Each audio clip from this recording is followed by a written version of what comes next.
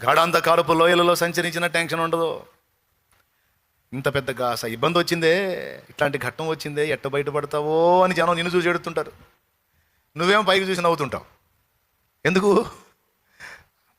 Tension పడవాకండి, ఆయన ఉన్నాడుగా. ఆయన లేడు, ఆయన తెలీదు, ఆయన తెలియకుండా వచ్చిందా? నేను ఆయన మాటలో నడుస్తున్నా, నేను ఆయన బాటలో నడుస్తున్నా. నేను నా ఇష్టాన్ని ఎప్పుడో సిలివేశా, ఆయన ఇష్టాలు ఎత్తుకొని ఆ ఇష్టాలు నెరవేరుస్తున్నా. ఏ ఘట్టం అయితే ఏం జరిగింది? ఇన్ని ఘట్టాలు దాటించిన వాడు ఈ ఘట్టం కూడా చెప్పవే. సియోనుకే నా ఓడ పయనం ఆగదు ఏ చోట,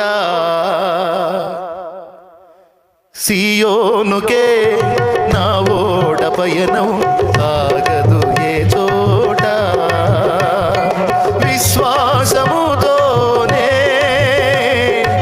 ఆరంభించితిని ఈ యాత్రను, విశ్వాసముతోనే